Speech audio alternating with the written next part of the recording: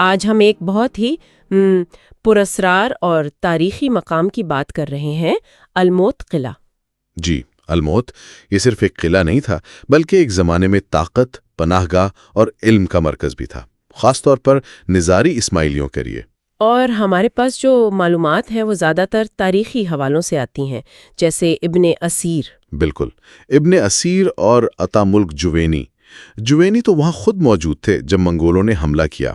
ان کی تحریریں بہت اہم ہیں۔ اچھا، تو آج کوشش یہی ہے کہ الموت کی کہانی کو سمجھیں، اس کا نام کیسے پڑا، حسن بن صبا نے کیسے قبضہ کیا، اور پھر منگولوں کے ہاتھوں اس کی تباہی۔ جی، اور یہ کہانی واقعی غیر معمولی ہے۔ اس میں سیاست، مذہب، جنگ، علم سب کچھ ہے۔ تو شروع کرتے ہیں اس کے محل وقوع سے۔ یہ ہے کہاں اصل میں؟ یہ ایران میں ہے، البرز پہاڑی سلسلہ، تہران سے تقریباً 100 کلومیٹر شمال مغرب میں۔ اور کسی اونچی جگہ پر ہے؟ بہت اونچی، ایک بالکل الگ تلگ بلند چٹان پر بنا ہے۔ کوئی 600 فٹ اونچی چٹان بتائی جاتی ہے۔ آج کل اسے قلعہ غزر خان کہتے ہیں۔ 600 فٹ!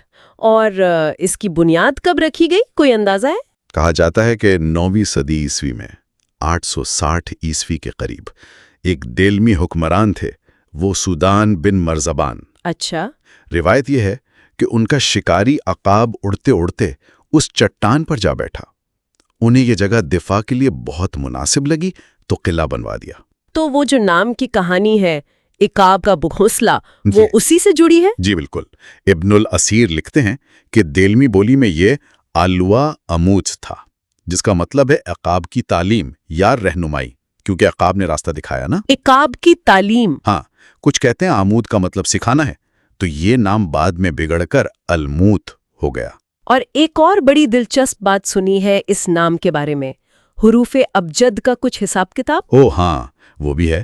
اگر آلوا آمود کے حروف کا ابجد کے حساب سے مجموعہ نکالیں تو وہ 483 بنتا ہے۔ 483؟ ہاں۔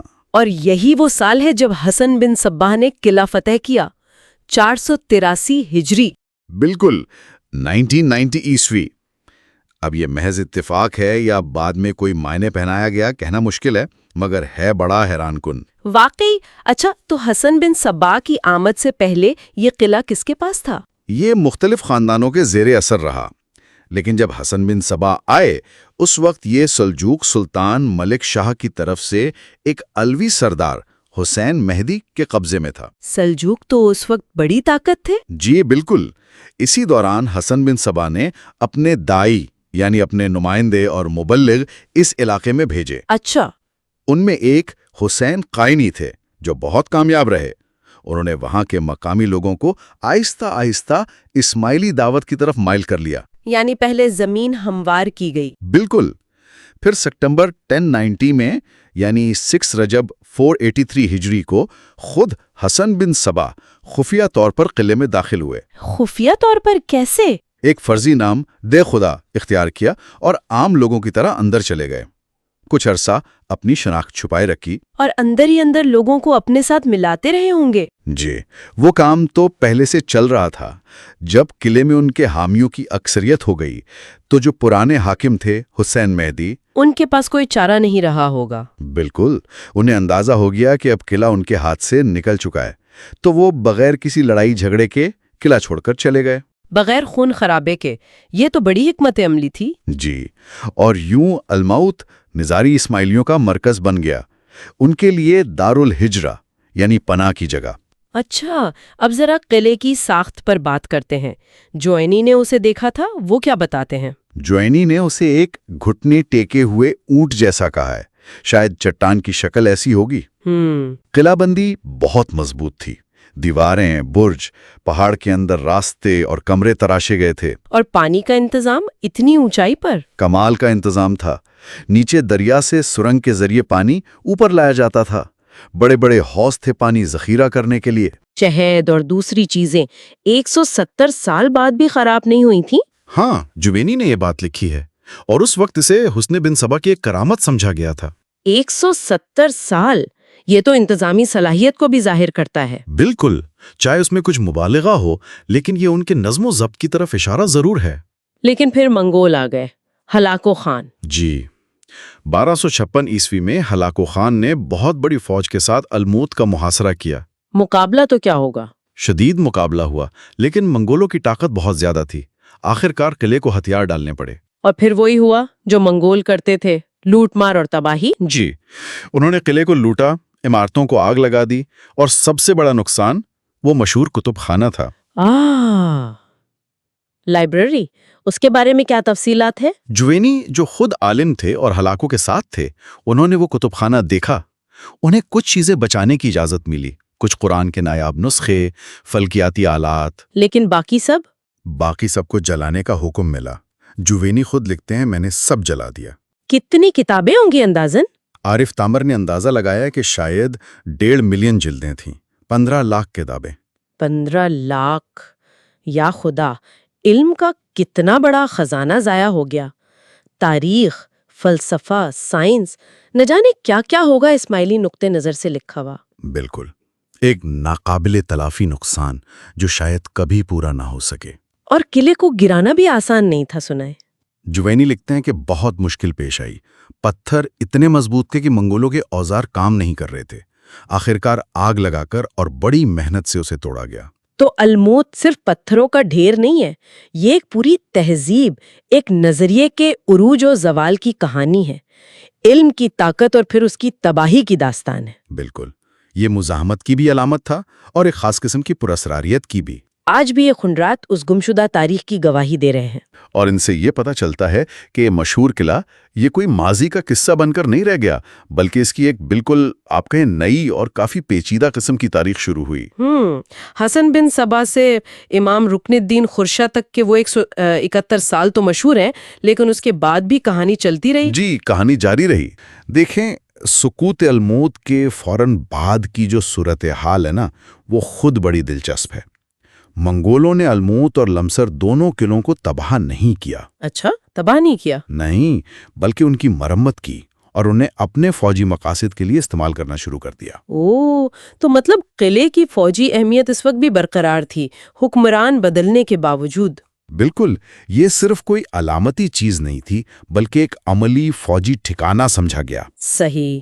اور اس دوران وہاں جو اسماعیلی کمیونٹی تھی، ان کا کیا بنا وہ 1257 کے قتل عام کے بعد؟ جی، وہ قتل عام تو بہت بڑا سانحہ تھا، لیکن جو بچ گئے، کچھ اسماعیلی رودبار کے علاقے میں وہیں ادھر ادھر منتشر ہو گئے اور اپنے اگلے امام کی تلاش میں تھے۔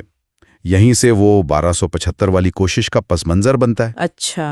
مورخ حمداللہ مستوفی لکھتے ہیں کہ اسماعیلیوں کے ایک گروہ نے، جن کی قیادت غالباً امام رکن الدین خرشہ کے بیٹے کر رہے تھے، جنہیں نو دولت یا ابو دولت بھی کہا گیا ہے، انہوں نے الموت پر دوبارہ قبضہ کر لیا۔ دوبارہ قبضہ؟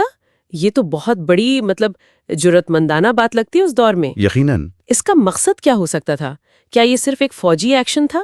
میرا خیال ہے یہ صرف فوجی نہیں تھا، یہ شاید ایک طرح کا اشارہ تھا، ایک پیغام تھا، پوشیدہ امام کے لیے اور جو منتشر اسماعیلی تھے ان کے لیے، کہ مزاحمت ابھی باقی ہے۔ جی بالکل، کہ ہم ابھی ختم نہیں ہوئے۔ اور یہ بات بھی اہم ہے کہ وہ تقریباً 1 سال تک الموت پر قابض رہے۔ 1 سال تک؟ منگول حکمرانی کے بالکل شروع میں؟ یہ کیا ظاہر کرتا ہے؟ کیا منگولوں کی گرفت کمزور تھی شروع میں، یا اسماعیلیوں کو کوئی مقامی مدد حاصل تھی؟ ہو سکتا ہے دونوں باتیں ہوں۔ کچھ حد تک منگول گرفت شاید ابھی اتنی مضبوط نہ ہوئی ہو، اور مقامی حمایت کا امکان بھی رد نہیں کیا جا سکتا۔ صحیح۔ لیکن آپ کہہ رہے تھے کہ الموت کی کہانی یہاں ختم نہیں ہوئی۔ جی نہیں، بالکل نہیں۔ اچھا، پھر کیا ہوا؟ اس کے بعد تو کئی دہائیوں تک الموت مقامی طاقتوں کے بیچ کشمکش کا ایک بڑا مرکز بنا رہا۔ مقامی طاقتیں کون سی؟ ہمیں ایک شخصیت کا ذکر ملتا ہے، محمد شاہ نام کے۔ کہا جاتا ہے کہ وہ اسماعیلی اماموں کی نسل سے تھے۔ وہ دیلم کے علاقے میں کافی سرگرم ہوئے اور کچھ عرصے کے لیے الموت پر قابض بھی رہے۔ تو مطلب اسماعیلی قیادت یا کم از کم ان کی موجودگی کسی نہ کسی شکل میں وہاں باقی رہی، اگرچہ وہ پہلے جیسی منظم نہیں تھی۔ ایسا ہی لگتا ہے، لیکن یہ دور بہت زیادہ آپ کہیں عدم استحکام کا تھا۔ الموت قلعہ بار بار ہاتھ بدلتا رہا۔ اچھا۔ کبھی کایا ملک جیسے مقامی حکمران، کبھی سادات کیا خاندان کے لوگ، ان کے درمیان جنگیں ہوتی رہیں، اور قلعہ کبھی ادھر کبھی ادھر۔ تو اس کی اسٹریٹجک اہمیت مسلسل برقرار رہی۔ جی بالکل، یہ مسلسل کشمکش یہی دکھاتی ہے۔ اور آخر کار کیا ہوا؟ یہ سلسلہ کب تھما؟ آخر میں یہ قلعہ لائحہ جان کے حکمرانوں کے کنٹرول میں آیا، اور پھر جب صفوی دور آیا تو اس کی حیثیت بالکل ہی بدل گئی۔ کیسے بدل گئی؟ شاہ سلیمان کے زمانے میں اسے ایک جیل بنا دیا گیا، ایک ریاستی قید خانہ۔ قید خانہ؟ جی، جو باغی عمرہ ہوتے تھے یا شاہی خاندان کے وہ لوگ جن سے بادشاہ خوش نہیں ہوتے تھے، انہیں وہاں قید رکھا جاتا تھا۔ ایک طاقت کا اتنا بڑا مرکز، بالکل، اور پھر ایک جیل، یہ تو کافی معنی خیز تبدیلی ہے۔ بالکل۔ تو خلاصہ اگر کریں تو الموت 1256 کے بعد تاریخ کے اوراق سے غائب نہیں ہوا، بلکہ اس کی اپنی ایک پیچیدہ، اکثر پرتشدد اور مسلسل بدلتی ہوئی تاریخ رہی۔ جی، منگولوں نے استعمال کیا، پھر اسماعیلیوں نے مختصر عرصے کے لیے واپس لیا، پھر مقامی طاقتوں کی جنگوں کا مرکز بنا، اور آخر میں ایک جیل بن گیا۔ بالکل یہی کہانی ہے، اور یہ تاریخ ہمیں دکھاتی ہے کہ طاقت کے مراکز کیسے بنتے ہیں، کیسے بگڑتے ہیں، اور یہ بھی کہ بڑی تاریخی تبدیلیوں کے بعد کمیونٹیز کیسے حالات سے سمجھوتا کرتی ہیں یا کیسے کمزور پڑ جاتی ہیں۔ صحیح۔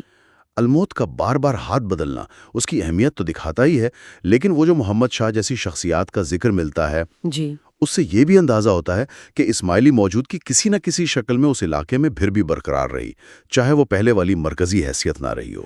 اور اس کا آخری کردار بطور جیل، یہ واقعی سوچنے پر مجبور کرتا ہے۔ یقیناً یہاں ایک آخری نقطہ ہے جو شاید غور طلب ہے، جی، کہ الموت جیسی جگہ جس کی اتنی لمبی، اتنی تہدار تاریخ ہو، اس کا انجام تباہی نہیں بلکہ قید خانہ بننا تھا۔ یہ فاتحین کے رویے کے بارے میں کیا بتاتا ہے؟ وہ ماضی کی طاقت کی علامتوں کو کیسے دیکھتے ہیں؟ یہ ایک دلچسپ سوال ہے۔ یا شاید یہ سوال بھی اہم ہو کہ کسی جگہ کی، کسی عمارت کے طبل بقا زیادہ معنی رکھتی ہے، یا اس سے جڑے ہوئے جو نظریات تھے، جو کمیونٹی تھی، اس کا کسی اور شکل میں کسی اور جگہ زندہ رہنا زیادہ اہم ہے۔